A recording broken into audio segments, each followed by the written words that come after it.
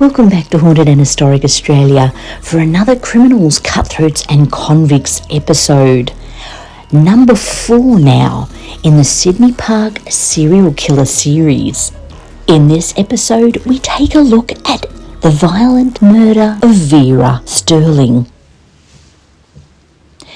It was the early morning of Saturday, March 23rd in 1929, Sydney, before the Harbour Bridge Arch construction had commenced.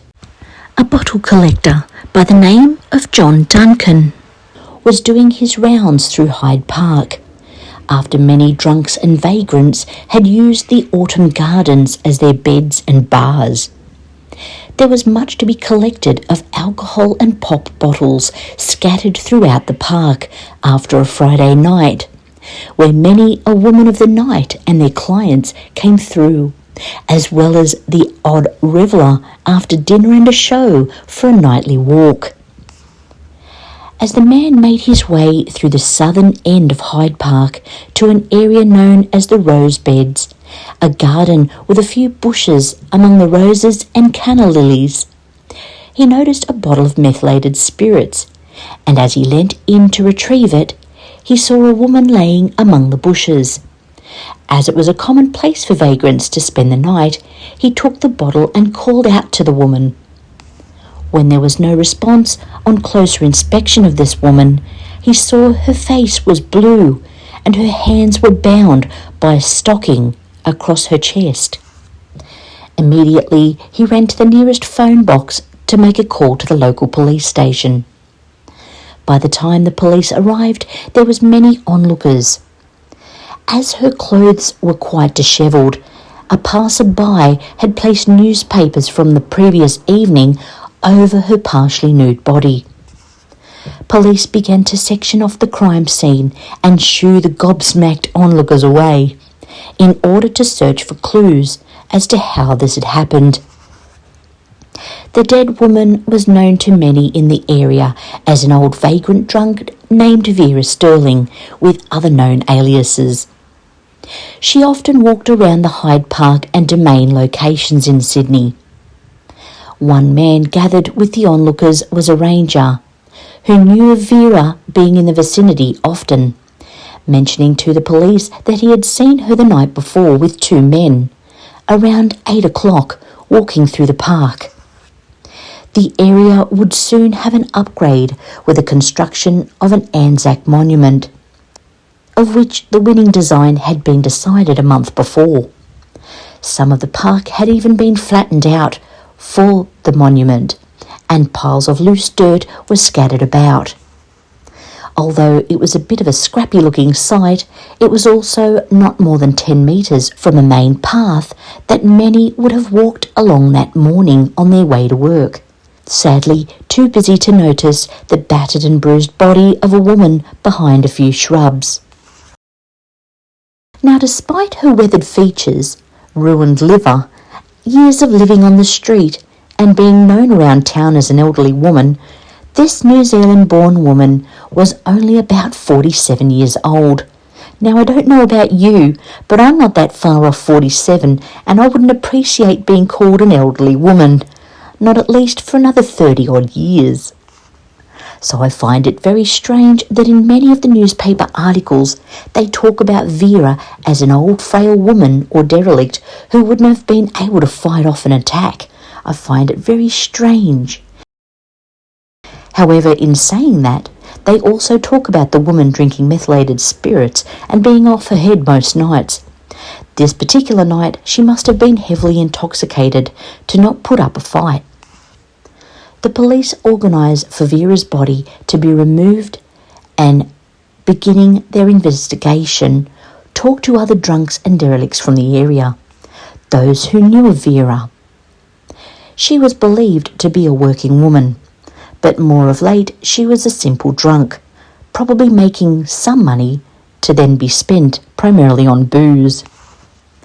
Now, the police had very few clues to go with. There was a nasty wound on the back of her head, dry blood around her nose, a few bruises and scratches to her face and above her eye. They also believe that due to the way her clothing had been moved, she had been outraged, as they called it back then, or sexually assaulted. Another curious thing about Vera's body was that a beige stocking had been tied around her hands or wrists and into a bow. This feminine touch gave police the idea that her murderer was another woman. The beige stocking was not Vera's.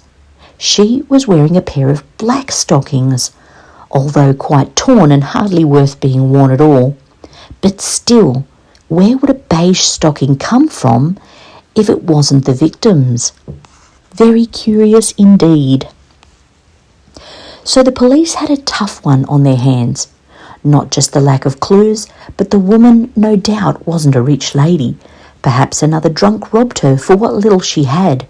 There was another bottle of whiskey not far from the body.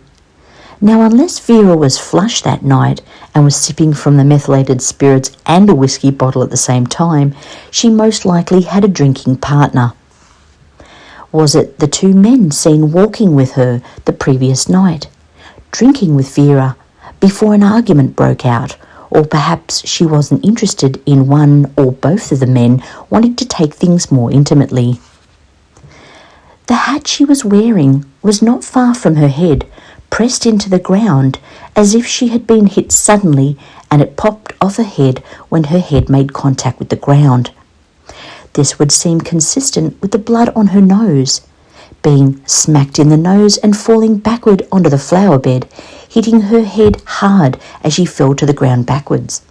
It was also suspicious to police why none of the apartment buildings on the street behind had not heard screams from Vera if she was being attacked.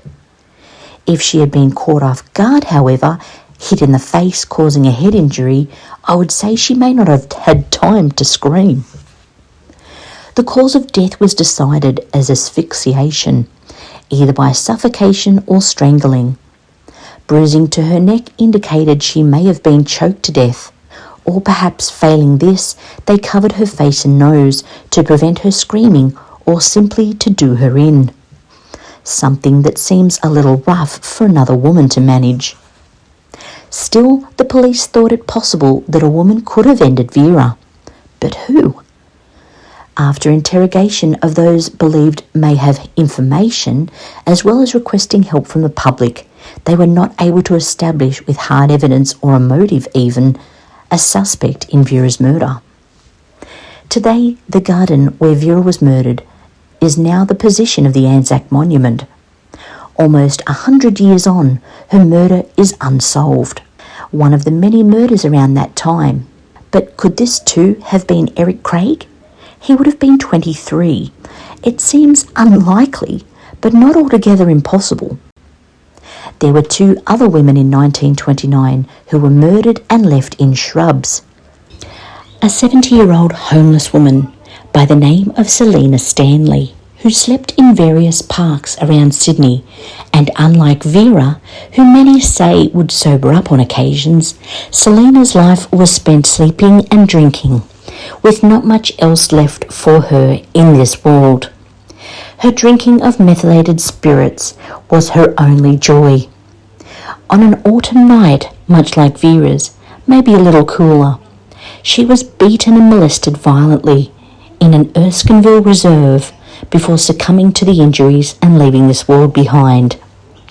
Police had no idea who or why anyone would want to kill or molest, for that matter, an old, and 70 I can agree is old. Who would care to end an old lady who, in the health she was in, anyway from drinking so much, may not have seen many more autumns? Possibly another drunk, after money or her booze. No witnesses came forward, and police were left with another unsolved murder. They couldn't even find any family, and she was buried in a pauper's grave, unloved and almost forgotten, until another murder, this time in the spring. A younger drunk woman in similar style beating and outrage to Selina, 29-year-old Lillian Carroll, who in her young life had already had run-ins with police and a mugshot. She hadn't lived enough, before being bashed and left for dead in a vacant lot in Surrey Hills. Found on the morning of September 17th, barely alive. Able to be identified by a birthmark, Lillian had been bashed so hard her skull was fractured, her clothes dishevelled and false teeth out and scattered about. She was unconscious for weeks before dying without being able to tell police anything about her killer. What baffled police was that where she was found there was no clues or sign of a struggle.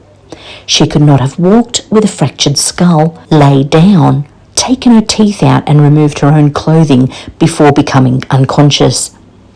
What was more probable was that she was dumped there, from where will always be a mystery. Before Vera was Rebecca May Anderson, whom we will feature next episode. Another woman was murdered in a similar fashion in a park near Long Bay in 1924, 5 years before. It seems there could have been a separate serial killer to that of the 1932 murders. In 1924, for Rebecca May Anderson's murder, Eric Craig would have been 18, still an adult and still able to commit murder. But if it was not Eric Craig, then who? A second serial killer targeting older women, vagrants, drunks and prostitutes in Sydney in the 1920s. A killer who may never be known, nor the true extent of his victims. If you enjoyed this episode, give us a like, subscribe if you haven't already, and hit that bell to stay aware as we continue to follow the 1920s Sydney Park serial killer next episode.